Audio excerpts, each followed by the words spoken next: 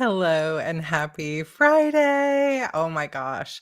I am just sitting back here, just like hand to chest, thinking how grateful I am for this, how much fun I have had this week being able to read this, how fun it is to read your comments and to know that you're all here. I went back to look at the opening of The Witch's Key back in 2020, which was the first time I read a story live like this, and there were 107 people on the first live stream, and now we have almost 105 here within the first few seconds, 107.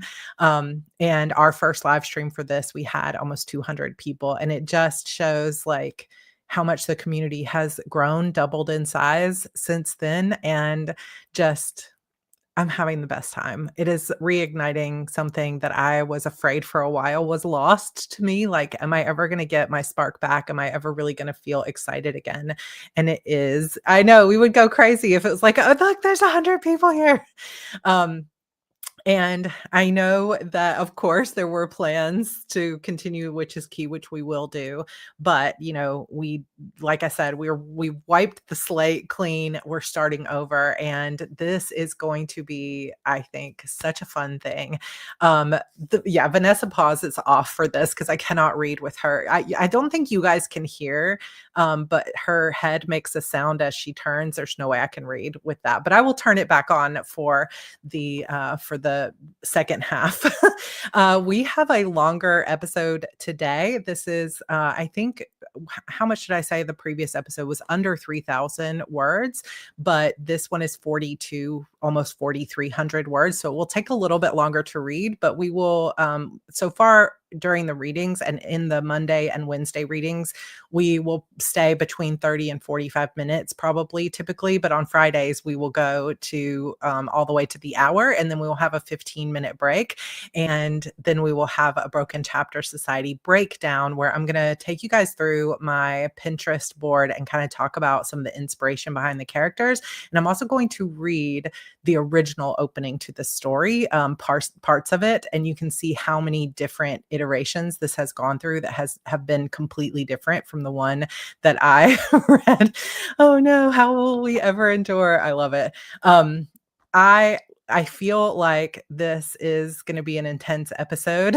So we're going to jump straight into it in just a second. I'm just going to give people a few more minutes to kind of come in and join us here. I will give, again, a little bit of a disclaimer because I know it's Friday. So some people might be coming for coffee chat and you'll be like, wait, what's happening? We are reading my latest novel, A Mirror of Shadows, live. So this is exclusive, never before heard stories. And it is a little bit darker, more mature, not for young children. But here's the funny thing is that on Monday I said, I don't know that I would let Evie listen to it. And they listened to it all the way home from school and both kids enjoyed it. But this story is a little bit darker. There is some death in this one. So, if you are not a fantasy lover with intense like battle scenes, like if Hunger Games was upsetting to you, Gladiators upsetting to you, you will not necessarily enjoy this story. So that's my little bit of a caveat. But otherwise, it is perfect for you if you love those things. So we're going to jump in. Also, I will take questions at the end if anybody has questions kind of about how things are going. I haven't seen Gladiator 2. Is it bad or is it just like horror, like sad? I don't know. Let me know. I haven't seen it. So bad. Oh no, that's so disappointing because I feel like the first Gladiator movie is one of the best well done movies of all time. I just loved it. That's terrible that Gladiator 2 is so bad. Oh my gosh. Also, what we are doing every single week on the readings is I am printing out the pages to read them, and then I'm going to slightly annotate these and send them out in the mail to one winner. So if you would like to enter to win the pages, oh, I'm not typing. It's just hashtag episode 3. Let me type it correctly with a letter. Hashtag episode 3. We'll enter you to win. We'll choose at the end. And don't forget too that there are tons of giveaways that have been going on my blog, as well as giveaways at some of the live streams and stuff like that. The giveaway for today is a copy of A Mirror of Shadows paperback once it comes out in November. And then Wednesday's giveaway was the Thriving Author Bundle. Mondays, I can't remember. But we've got giveaways going, paperbacks, all kind of things. So definitely go check all of those out if you would like. Otherwise, we are going to start reading. So let me grab my little timer. This is episode 3. She Belongs to Me.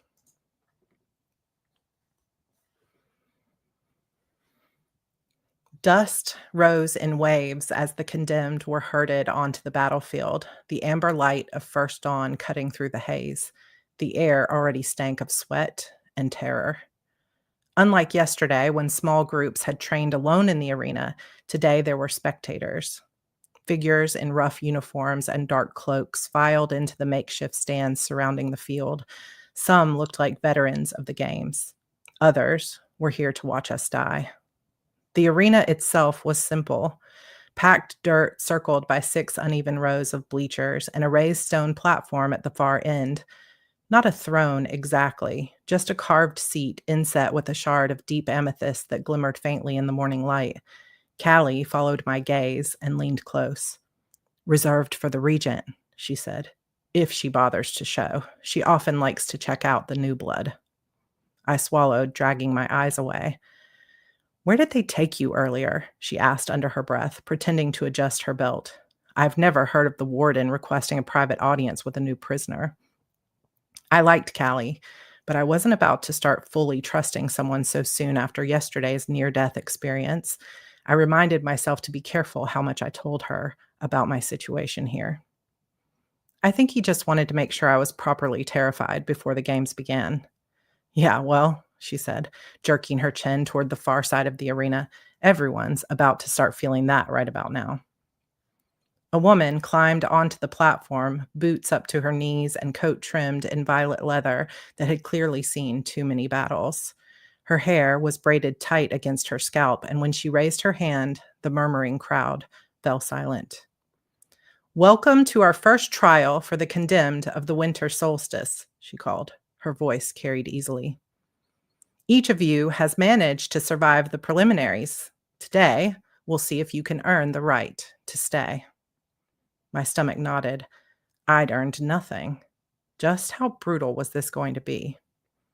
"That's the mistress of trials," Callie whispered. "Adisa. She works directly under the regent, but she's not so bad once you get further into the trials." The mistress's gaze swept across the field like a blade and locked on me. A chill crept down my spine.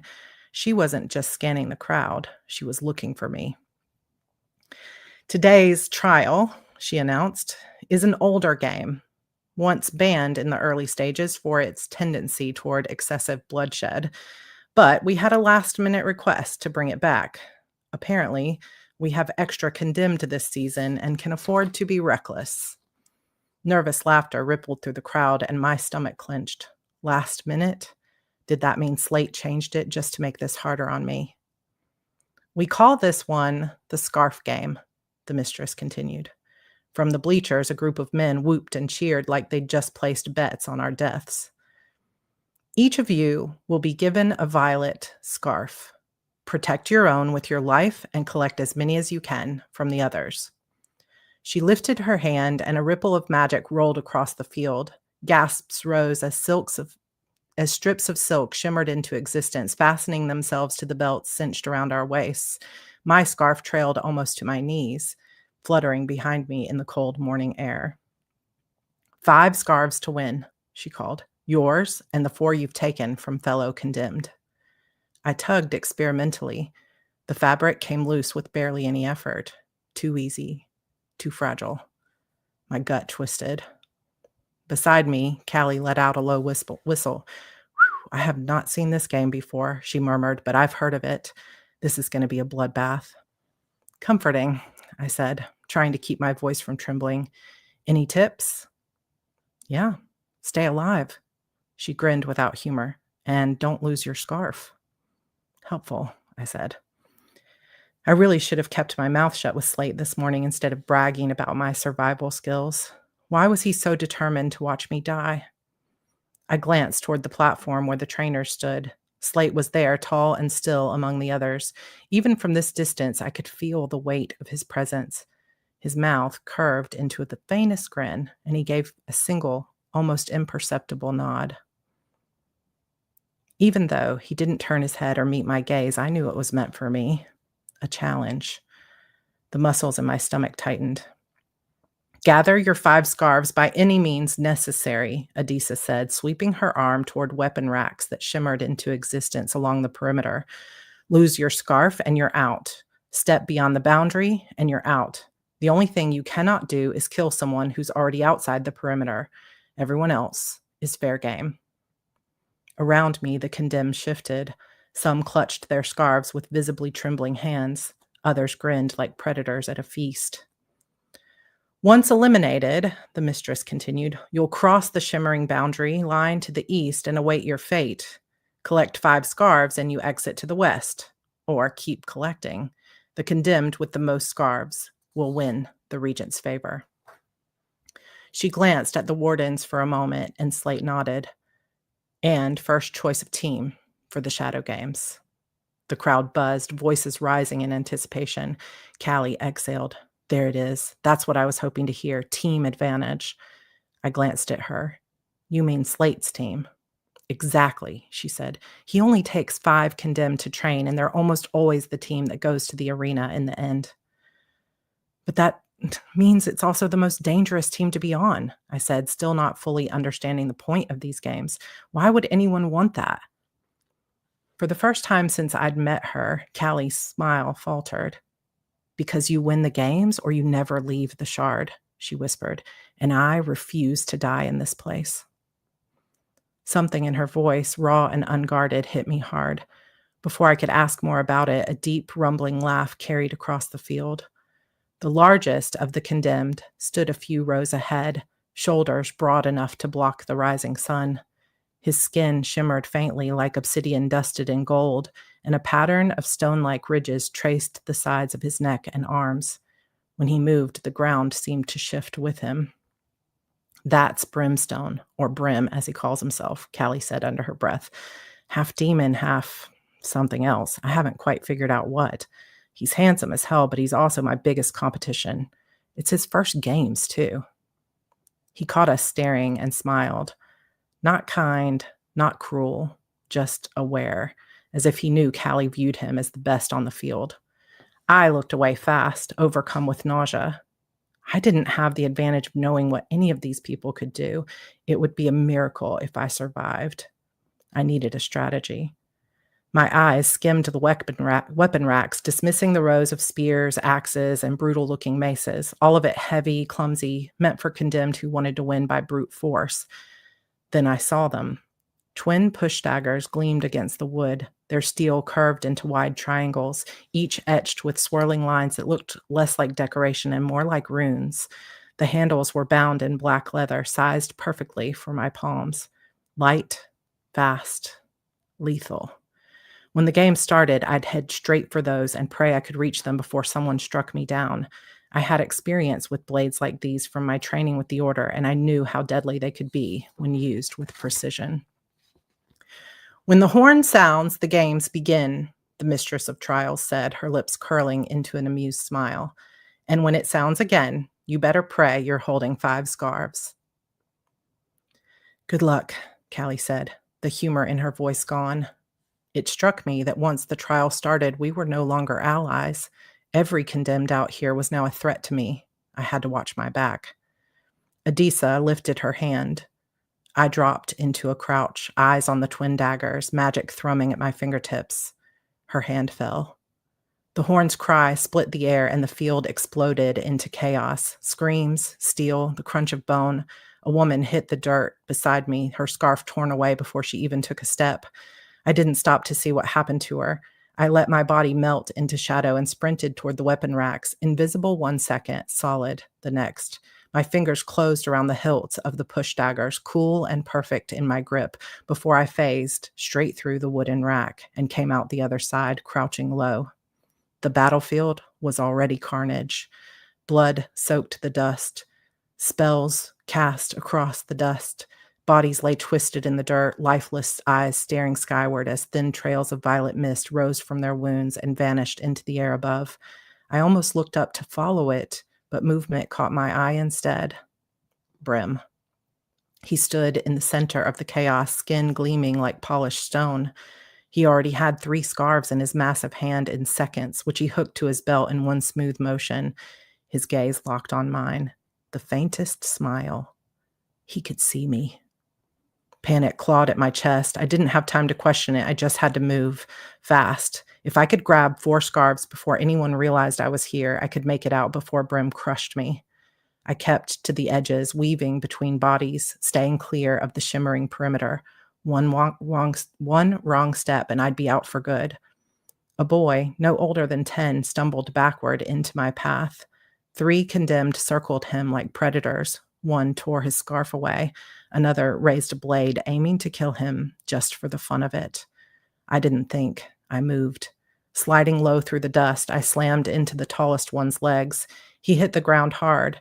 Before he could roll, I ripped the scarf from his belt and darted between the other 2. Their blades clashed against each other instead of me. The boy's eyes found mine. Run! He bolted, pushing through the shimmering boundary to safety. Eliminated, but alive. A hand seized my hair, yanking my head back as the blade sliced through my shoulder. Pain shot down my spine, and I twisted, desperate to protect my scarf. Shadows flared around me, and instinct took over. For half a heartbeat, my body gave way, more shadow than flesh. I slipped through their grip like smoke and gasped. What was that? That wasn't invisibility or my normal phasing. That was something else, something impossible. My stomach lurched as I watched the shadows dissipate, but I tightened my focus, knowing that any loss of concentration now meant death. The tall man cursed, spinning wildly, but I was already behind him. My blade slashed clean across his belt, and I tore his scarf free. I pushed into the crowd, letting my body disappear, and tied the 2 new scarves to my belt, and then forced myself upright. 2 more to go. But I was bleeding, exhausted, and running out of time. Saving that boy had nearly gotten me killed, but at least he'd lived. With a quick glance, I could see that several condemned had already gotten their scarves and stepped into the winners section, while a handful of others had joined the boy in the elimination quadrant. How many others lay dead in the dirt?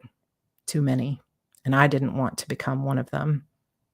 Partly because I wanted to live to see another day, even in this version of hell, and partly because of the small, amused curl of Slate's lips as he condemned me. I wanted to see the surprise on his face when I walked out of this field with 5 scarves. Instinctively, I scanned the bleachers for him. Was he watching? Smiling at my wound? Waiting to see me fail? Unfortunately, even a few seconds of distraction was a huge disadvantage out here. The giant who had been watching me earlier found me. Brim. He hadn't bothered with a weapon. His fists were enough. He swung at my head with the force of a battering ram, and I felt the wind of it on my cheek before the punch landed.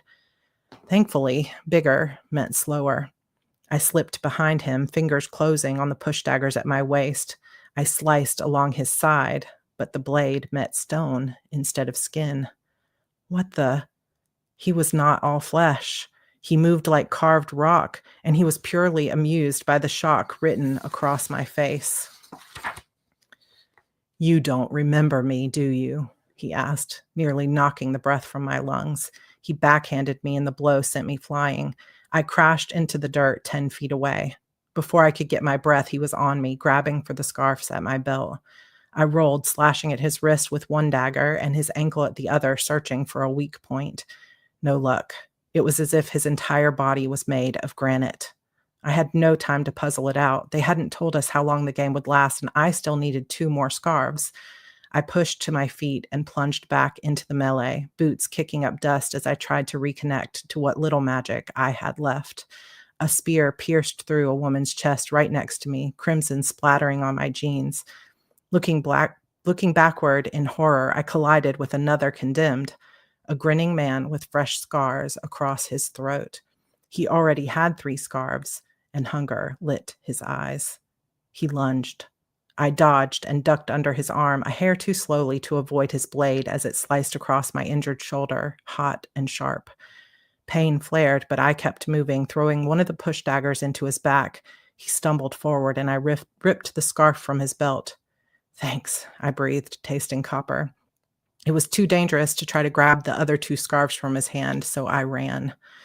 A few feet ahead, the girl I'd seen last night, the one with the claw marks across her arm, stood frozen in horror. The blade of an axe swung toward her head.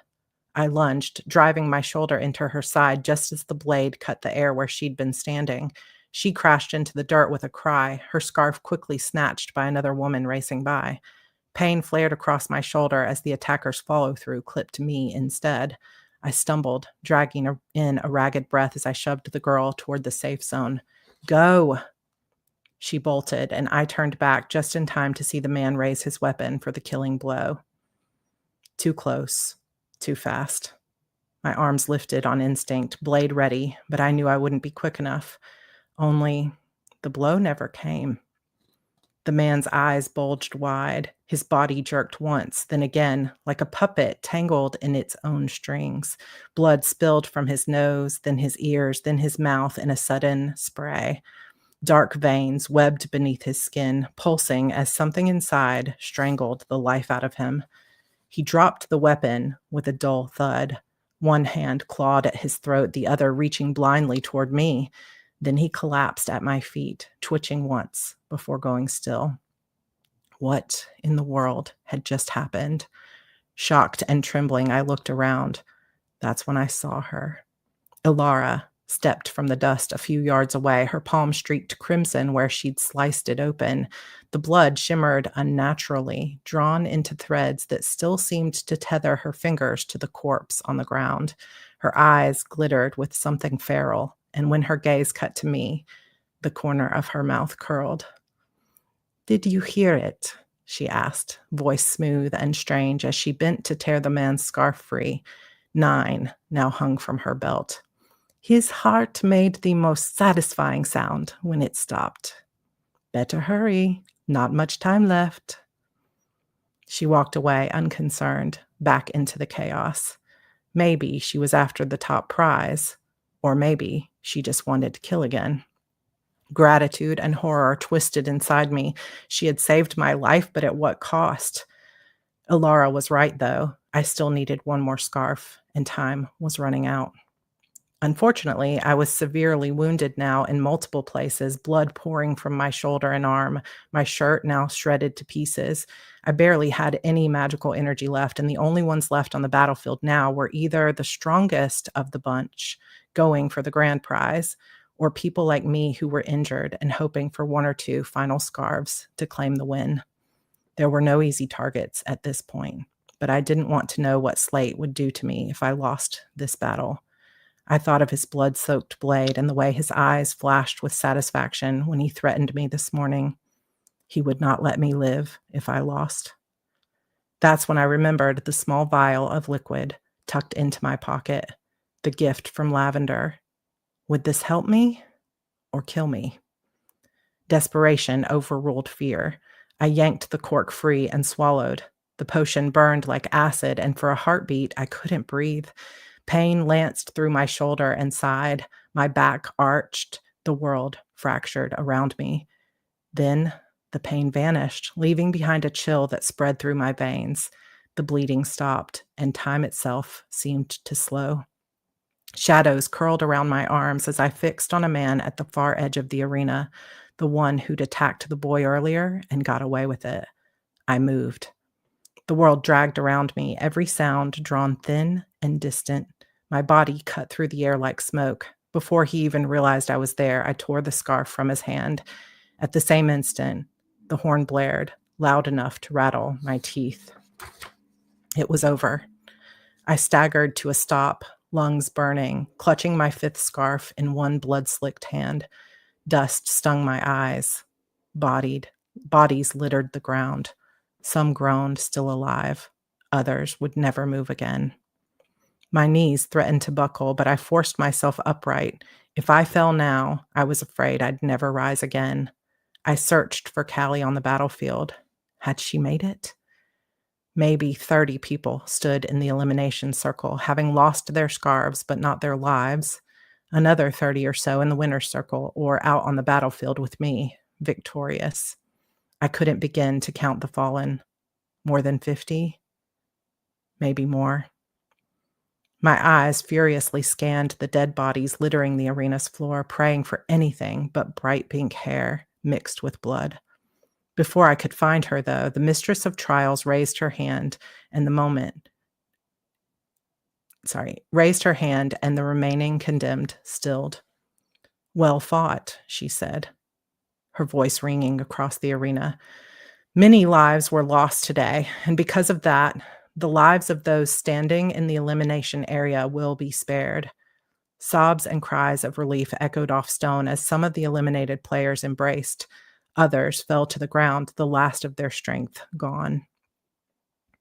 "Michaela will take you to the healers this afternoon, and tomorrow you'll all be assigned to your new duties in and around the Shard.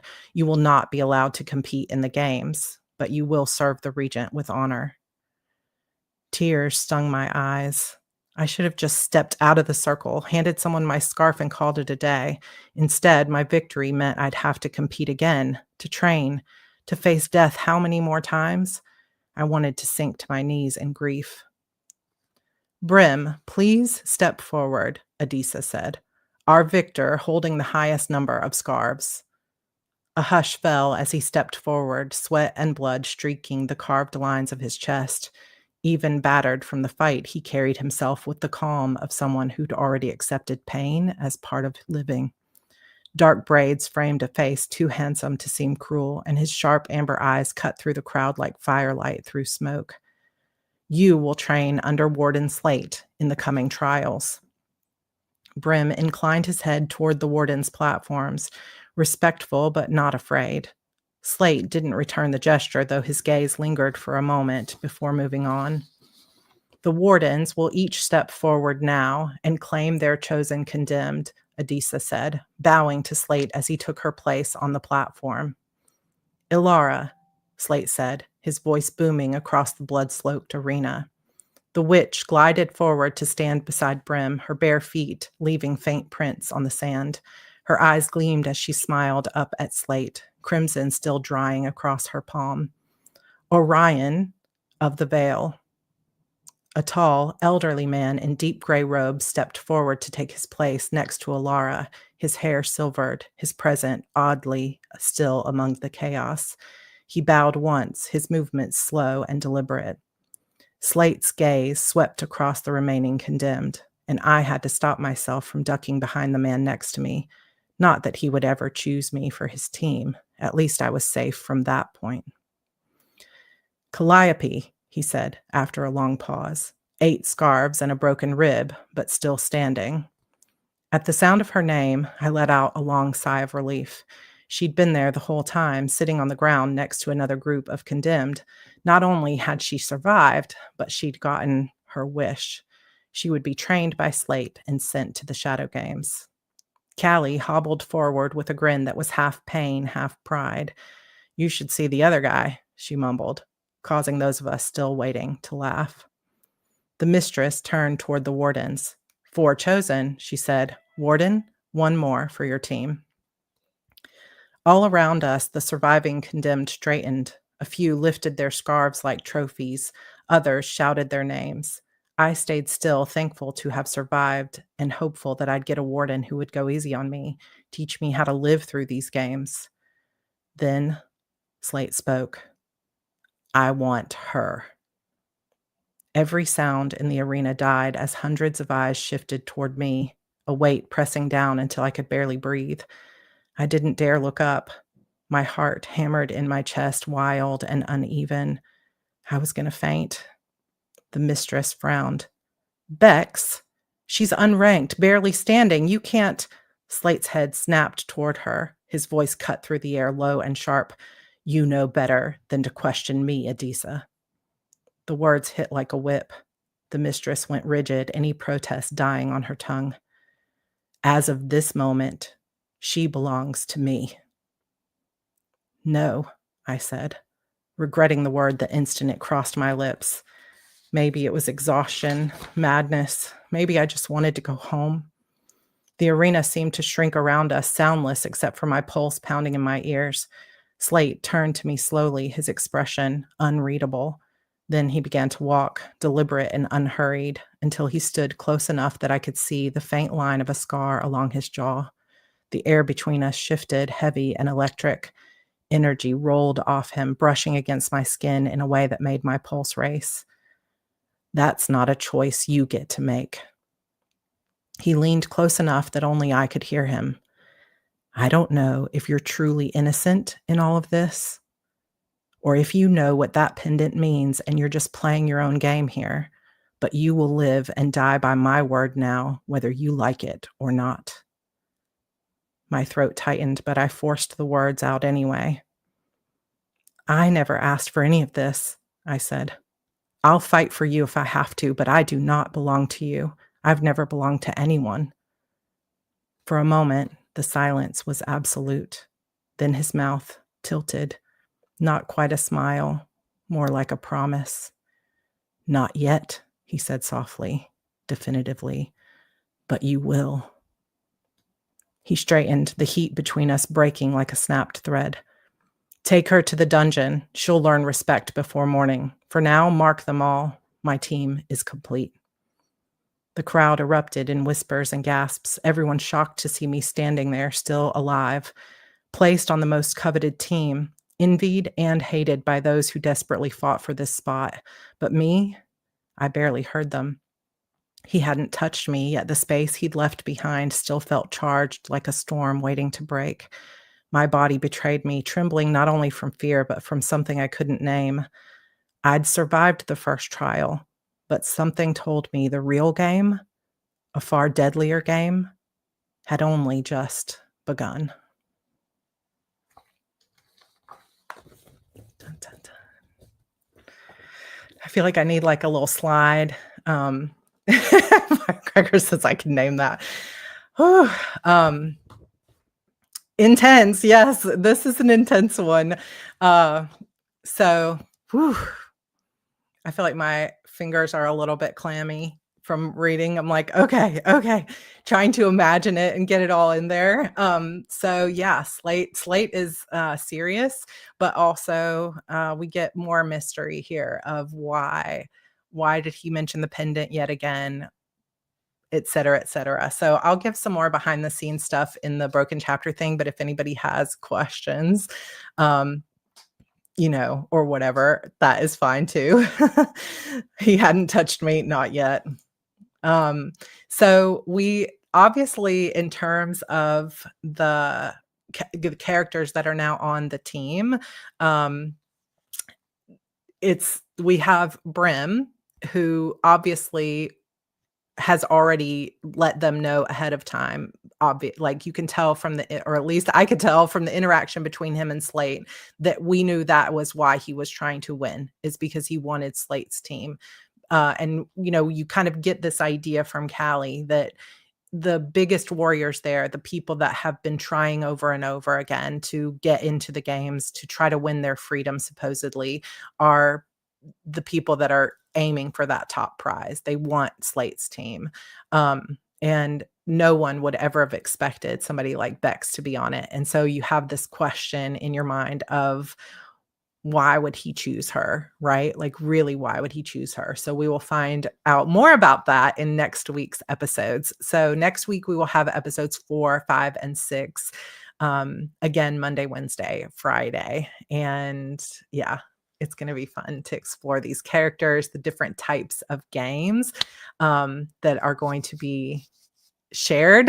I had mentioned this before, and now I can't remember if it was in a coffee chat or in a broken chapter thing, that there are multiple things that had given me some ideas in terms of how these games would go. So you have Gladiator, you have Hunger Games, but also George and I were watching an anime called Fairy Tale, and this is one of the first places that the idea started to come to me of This and Ruby. I know I was talking about this, I think maybe a couple of weeks ago on Coffee Chat, but Ruby is an anime, Fairy Tale is an anime, and in each of them, there are magical arenas where it's not just gladiator style. We did see that in this one because we're in a very simple arena, but later we will see different types of games. And similar to today, they won't know what the game is going to be until they arrive in the arena, and they will just have moments to come up with a strategy, which I think is part of the fun of it.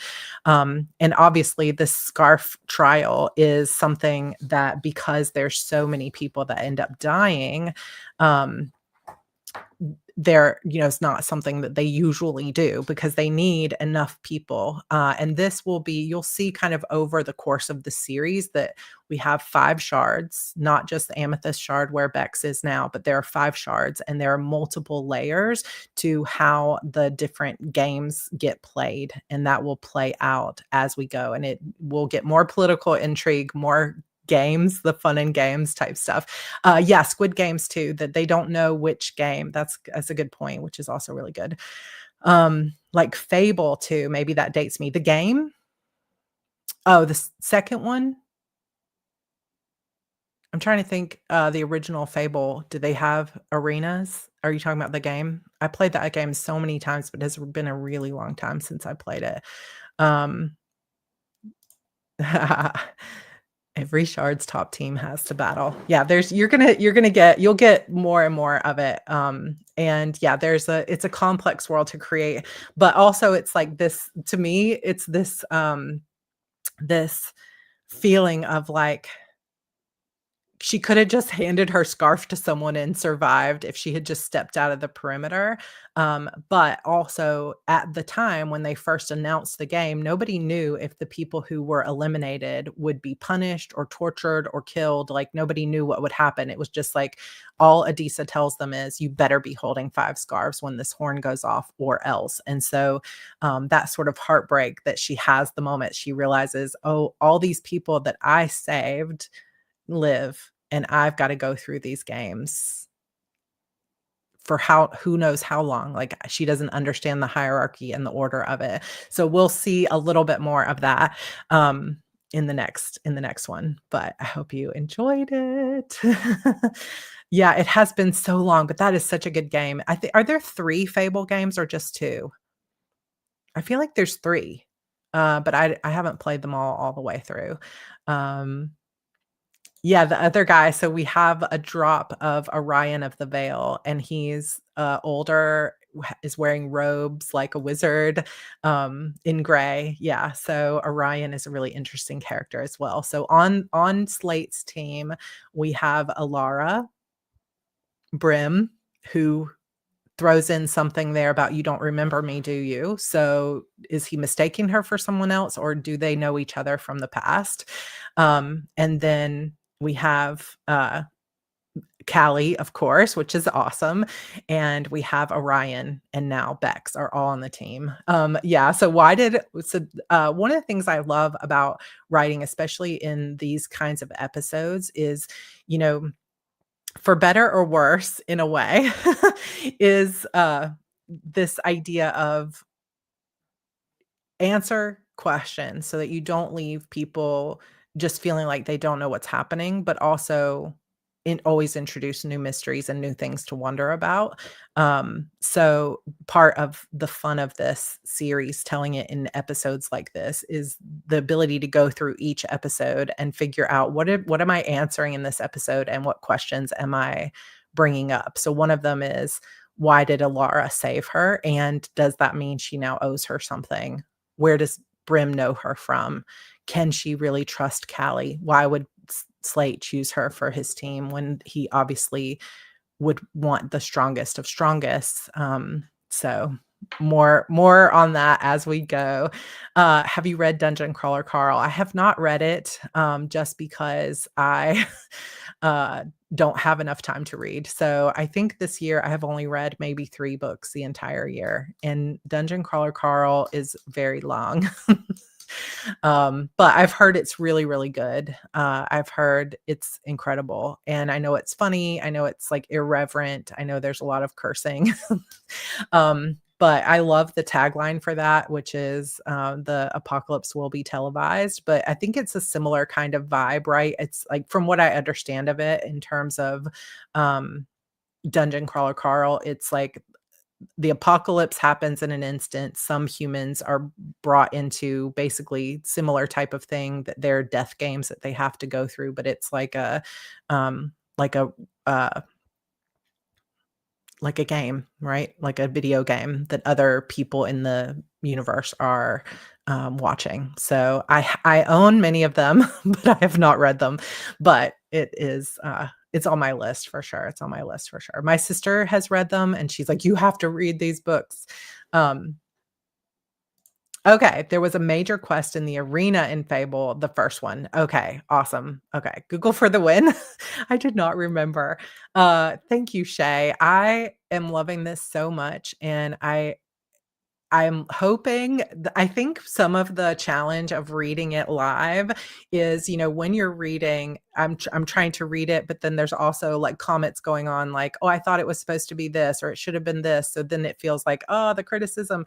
But also there's that idea of, like, being nervous that people, when you can talk to each other in the chat, will figure out the twists before I am able to reveal them, which will make it fall flat. So it's a challenge as a writer, because I, like, really, really want the twists to be coming. And I can slide them in, I can hide them, but if people are pointing them out in the comments, it gets a lot harder, which is not me saying don't point them out in the comments. It's just saying that is also another layer of the fun for me, is trying to figure out, okay, how can I make sure that nobody figures this out until I want you to figure it out? And I feel like that was one of the advantages of writing Disappearance of Vanessa Shaw, because that was very much a story of every single character has a secret, and the only person who really knew everyone's secrets was Vanessa herself. And how do I make sure that at every chapter, the reader is thinking it's a different person who might have done it? Um, but also at the end, when you find out who the killer really was, or what actually happens to Vanessa, does it make sense that you look back and say, "Oh man, I can see that I should have seen that right from the beginning"? To me, that is really, really fun. Um, Fun for sure. So I feel challenged. I feel excited, and I think that's where the glimmer is coming from, because it's just fun to get that immediate response to what you're writing, and to yeah, to have a community to be able to share it with, and I love that. Um, Thank you, thank you, thank you. Oh, thank you, Stacy. I love that. I didn't figure that one out at all and was completely surprised when it came out. Thank you. Yeah, it worked. Thank you, guys. It was tough. Wasn't easy, but I feel like that's the thing, is like challenging yourself a little bit with each book that you write, then up levels your skill. So I don't know, if people that have been reading my work for a long time have noticed this because you're listening, but I have always felt like one place that I have lacked in terms of my skill as a writer is description. Um, it's like, I think you can still feel what the character's feeling. You can still imagine it because I've put enough description that you kind of get the vibe, but I haven't really been able to describe things in more detail. But because this is such a visually rich world, like especially episode 4 is a very visually rich episode, that I just feel like, I have been trying to uplevel my description to make it even more vibrant in your minds as you're listening to it. Also, as a Broken Chapter Society member, I have finally added the back end to my website, where you guys will be able to go in and read the episodes. Again, there's still going to be some typos and other things that keep going. And I'll fix them as we go before the final books gets published. And there might be some other things that are added later, but I will be giving you guys a link to that. And there's a password to access it. If you guys want to read through it again, or if anybody's like behind and wants to catch up. But otherwise, that's that. Going back to the schedule, trying to think where I have the schedule. Next week we have Um, now I got to think where I have the schedule because my brain is like, I could find it on my blog. Let me scroll backwards to it. Monday, we have episode 4 for sure. I think Tuesday might be the Broken Chapter full moon. I'm just going to pull it up real quick.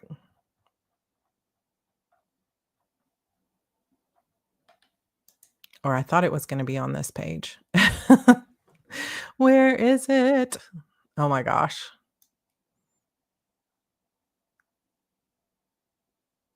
Why is this not on here? Oh, I put it on the second blog post. Sorry.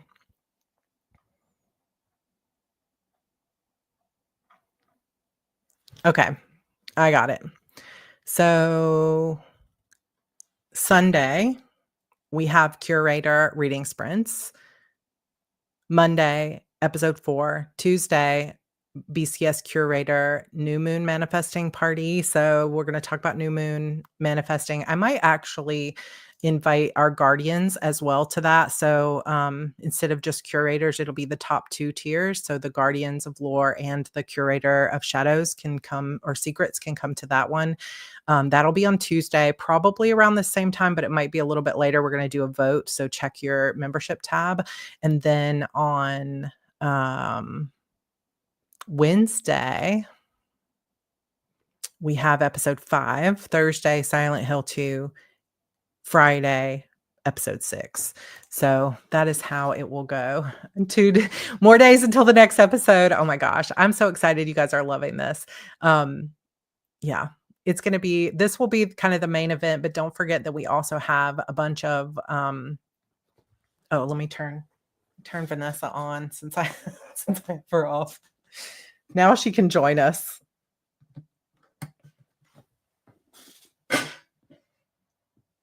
There. Now she'll be looking over us.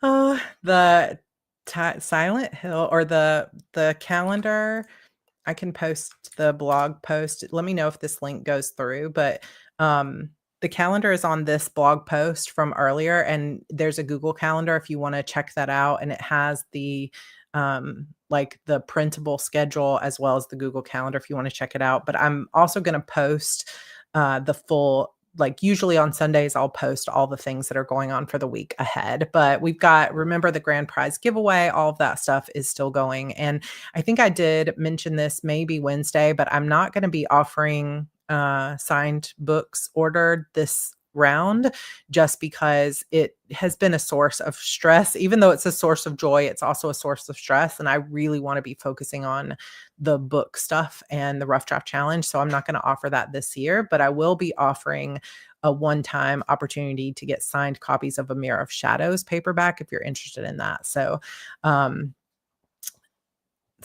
yeah, it's coming. She has awoken. All right, let's do giveaway of the pages. Pull it up. Let's draw. So the winner of the pages will just get these mailed out to you, and I will send them catnip. All you have to do is send me your full name and email to sarah@sarracannon.com. I'm getting it. And I will send it out. I'm going to hopefully send these out on Saturday. If not, they'll go out on Monday. I'm going to try to keep up with all the giveaways this year to send them out like the week after, just because like in previous years, it has been a lot of giveaways to send all at once. So hopefully you guys will get them all a lot faster this year, which will be really nice and fun. But I will annotate these up for you, and you can, do what you will with them. Don't know. You can hold on to them. I know some of you still have pages from The Witch's Key that you have held on to, which is kind of fun and cool. So I will sign them for you and annotate some of my thoughts as we go. But yeah, I'm loving this. When I started, I actually have it. I don't think I can pull it out exactly, but so some of you have seen over on Heart Breathings that I have an 11 by 17 grid paper that I have split into 12 episodes, and I have been keeping track there as well as on index cards because, and I'll show behind the scenes today a little bit of the behind the scenes like tabs in Google Docs. But I also have a double that size. So I don't know if it's like a 22 by 34, but I have a huge graph page, and they're actually like on the wall over there, but I have them on my desk right here as well, that I mapped out the basic idea of each of the 5 books that are going to be in this and how they tie into the final Shadow Demons story, as well as if there's going to be another spinoff, how it ties into that. So it just feels good to be back of being creative again and like focused on not the pressure, but the joy of writing. And I just highly recommend it to anybody who feels like you have been in a slump this year, or you have just been in a place where you're like, I don't know if I'm ever going to get my spark back. It's just give yourself permission to do something that is just pure fun for you. Because this might not be the smartest thing for me to be working on when people are waiting for other things. But if it gets my joy back, then everything else comes faster. And so ultimately, that is the goal here, is just getting myself back to a place where I feel momentum and excited for my story, where I feel like, there's finally some energy in it. And I have definitely got that. So you guys are a huge part of it, because it would not be this fun if I didn't have people reading it. So you guys are here and we're enjoying it. And this will make book 12 come all the faster because of it. I will not be starting another spinoff until I finish at least Eternal Sorrows series, maybe some of the other things that have been waiting on. But my hope is after this, we're going to start to see really like regular releases, because my hope for this is, and I am going to mention this on my next Heart Breathings video, so you guys can begin to think what this might be. But each of the titles of the 5 books is, you can come in, are a blank of blank. So this one's A Mirror of Shadows. And even though I'm not revealing the title yet for the second book, it is ATOT. So you will get to see that coming soon, because my hope is, where are you hiding? Are you behind me? I don't want to back up because I don't want to roll over your feet. Can you get around? I'm going to say hello. No? How was picture day? Evie has been feeling under the weather. You feel fine to me. You've been sick today? Okay. Well, I'll come snuggle with you for a few minutes.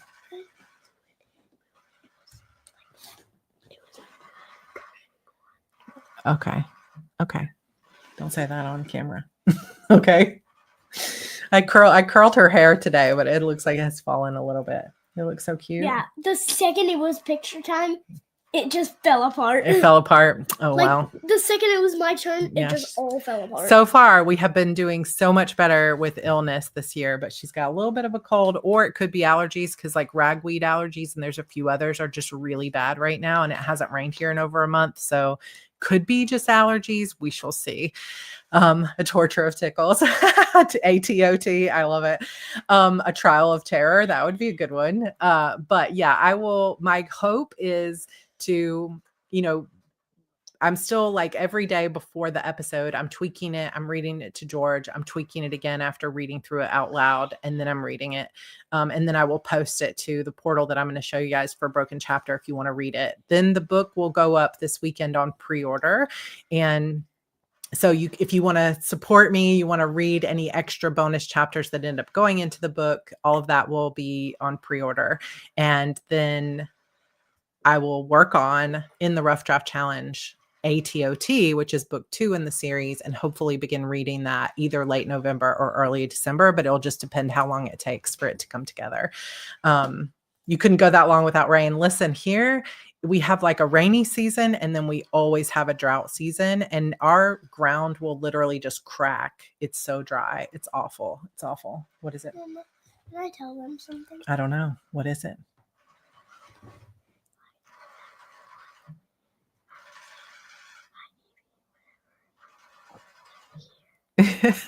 You can ask. Why do you guys all say hi, Evie, whenever I'm in the room? Maybe because they've been seeing you since you were a tiny baby in my lap and they feel like they know you. You think? Yeah, a little bit. I will read all 5 books online here on YouTube for free. She said, there's another one. You see how well she's reading? She can see, she recognizes her name. More and more. She's beginning to read, which I'm very proud of you. I can spell my Nynaeve. I can spell Nynaeve. Nynaeve. Yeah. Good job. I can spell Evie. Evie. Yep. But that's easy. That's easy. I can spell Bittman. Bittmann. Good job. Another person said hi, Evie. Yeah, that's Angela. That's your favorite author that writes the books you like. We got to get book F, right? Yay. When are you going to get book F? She's got it. We just have to order it. Oh. And book G is on its way, I would guess. Ooh, yeah. Okay. Well, so now you can hear the cat. Can you hear it? Yeah, it's very loud. I might move him or her to the floor back here. It's a girl. But this year I did where you can't really see the floor. So I might have to prop her up somewhere, but like on the bookshelf or something. We'll get there. But anyway, thank you everybody who came out to, like, I know, like back when we were reading, she's going to turn this ghost girl on. Are you going to turn it on? No, you're going to do something else? Okay. Back when we were reading, The Witch's Key, everybody was home because we were all like on lockdown, right? But this time I know, she's going to do what George did the other day. Ooh. She's so cute. Good job, babe. But now I know some of you are like sneaking in at work, and this isn't always the best time of day for everybody if you're working or if you're on the West Coast or whatever. Oh, that's a good question, Holly. Is Bex the main character in all 5 books? So as we move through the series, it will become multiple POV. So you may or may not get some alternate POVs here in this book, but it will be majority of Bex. But as we move through future books, we will get some of these supporting player POVs, and they will gradually come in, but she will be still the main character in all of the series. I guess we'll find out if she lives. Now she turned on the ghost girl. I will always join at 4 p.m. Eastern from work. I love it. Yeah, so this will be the same time for the next several weeks. We will be reading until November 7th. And then, no. We will read through the end of this, and then I will let you guys know at that point. When we are done with the readings, November 7th or whatever that day is that the day? I think it's the 7th. Then we'll go back to regular coffee chats until we start the readings of the next episodes. And that's kind of how it will work. Yeah, that is one of the reasons that we're at this time instead of later, is because I know some of you are in Europe, and it's late, but at least you can make it. And then it's early enough or like late enough that people like in Australia are still kind of just waking up. So I'm hoping that'll be the best time. But of course, we love our replay crew as well. Will we ever get Slate's point of view? Yes, definitely. It's coming. 10 p.m. for some people. Yeah. A Mirror of Shadows is the finale on the 7th. And part of the reason the book is not up for pre-order yet is just because I haven't decided if I want to put the book up on the 7th or if I want to give myself a little bit more time to get final edits and other things going. So I'll keep you guys updated. I'll probably put it up for pre-order tomorrow. So, all right, you guys. Deep breaths. We did it. We made it through the first week of readings. I loved it. Thank you so much for being here and for being part of this joy. If you would like to join us in the BCS breakdown, I'm going to share some Pinterest stuff. I'm going to share the opening chapters the way I originally wrote them and how different they are from what has come into the story. And we'll talk a little bit about the behind the scenes of the characters, but not have spoilers for what's coming up. So if you want to come join us, I will be live over there in about 15 minutes. If you are a writer, we are in the middle of our virtual writing retreat. So that is going on today, tomorrow, and Sunday. If you are in the Broken Chapter Society curators tier, we have live reading sprints on Sunday from 4 to 6 p.m. Eastern time as well. Will that be in the replay too? Now I'm trying to remember what I said.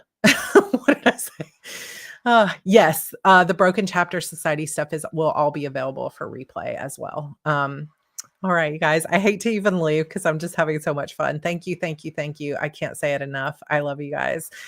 This was super fun. I hope you have a great weekend ahead. I will see curators on Sunday. I'll see BCS coming up, and I will see all of you on Monday for episode 4, where we get to see a little bit more of the Shard. Episode 4 is titled A Prison Disguised as a Kingdom. All right. Love you guys. See you later.